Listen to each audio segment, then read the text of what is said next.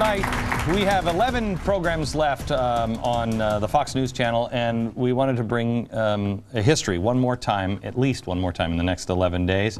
And we want to talk to David Barton, Josh Charles, and Chris Stewart.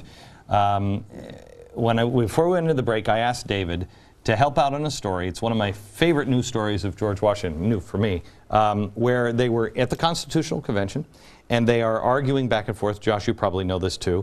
Arguing back and forth, and I think it was New York that said, you got to help us out. I mean, we got to have something here, because we weren't even sent to do this job. And Washington spoke up and he said, we can't compromise. And I'm paraphrasing, he was much more eloquent than I could ever be, but he said, how can we live with ourselves at the end if we would now compromise here with this opportunity? We have to do the right thing. He said, the event is in the hand of God. Let us raise a standard. Let us raise a standard. Yeah, to which the wise and just can repair. Do you believe that he expected us, that we are now to be the wise and just? That we're not, yeah, but we need to be. He also gave a speech after that where he said that Providence has plainly put it in the hands of the people, and if it gets off track, it'll be the people, but I can't believe that will ever happen. I mean, his optimism was so high, and that's what he expressed. John Adams, shortly after that, gave a speech where he says, every citizen has to become for himself a statesman. He has to judge and read every legislative act, because that's the only way you can hold them accountable, is you have to know what they're doing, because they'll tell you stuff. So they went through and talked, and it's really kind of a different time frame in that they had representative government, but they did it very differently than what we do today. If you look at their elections they had back then, any candidate who put himself forward for office was automatically disqualified for office. You went into the polling booth with a blank piece of paper, and on it you said, I want Glenn Beck for mayor, and I want Josh to be my senator, and then they would count up the names. They'd go, they chose you for mayor. You want to be mayor? And you had a choice at that point. You never ran for office. People recognized their leaders. They said, if you... That's fantastic. The statement that Sam Adams said was, if you put yourself forward for office, you will become a dangerous party man. Can I tell you something? And that was his statement. In my church, it's all done with callings like that. You don't become a bishop. You're called. That's right. And I was told, when I first joined my church, they said, if you ever want a calling, you ever want to be a bishop, you'll never make it. That's right. And I said immediately, I am printing up buttons back for bishop. Yeah, that's right. Let's go. Let's campaign on that. Let me go to Scott, because I think you kind of have a question that kind of fits here.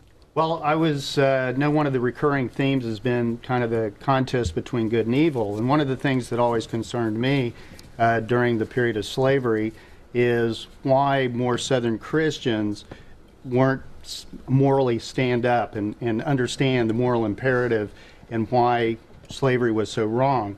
And did it boil down to economics? And also, why were we the only country in the world that actually fought a war over emancipation? All the other countries in Europe didn't do that. Fun stuff. And why did men of goodwill turn a blind eye to it for so long, or seemingly goodwill, which kind of seems to be a theme today, that we have people of goodwill that turn a blind eye to the morally right thing to do. Yeah, so that's kind of the whole discussion on today. Before you start, let me just say this.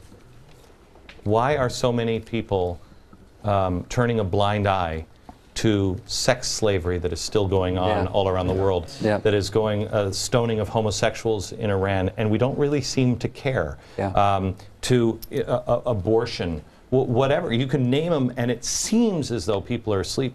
People are no different, are they, now than they were then, on turning a blind eye? You can come up with a million different reasons for it. I think we have a tendency to be less involved now, because we watch things on TV and we elect people to represent us, and every member of Congress has 670,000 constituents. I'm just one. They won't listen to me. I don't have... And so we have talked ourselves by the tens of millions into thinking that we're impotent and have no ability to do anything.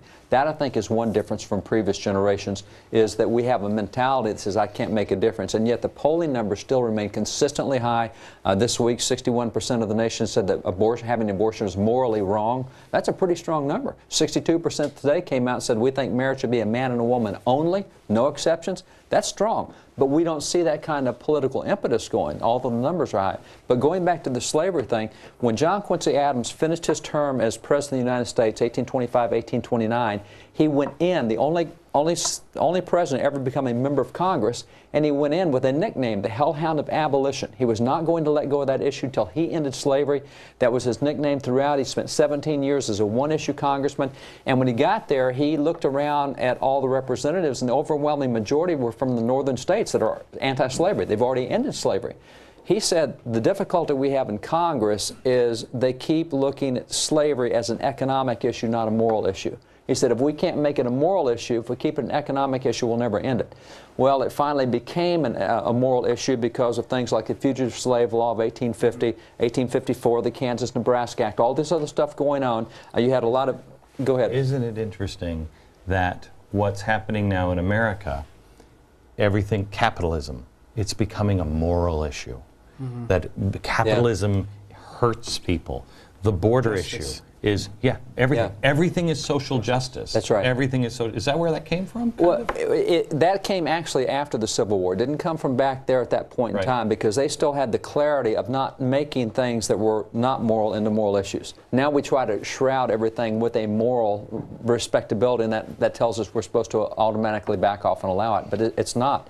But you do have the issue that when the people finally recognized as a moral issue, the election of 1861, the people overwhelmingly said, we want a platform. We've got a Republican platform for president, for House and Senate. We want them in. They promised to abolish slavery. 11 planks, 9 of them abolished slavery.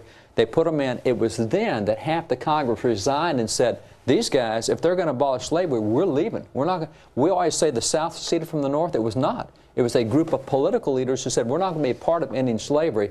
And that was the inability of Congress to handle what the people had said through elections. They refused to do what the people said. Back in just a second.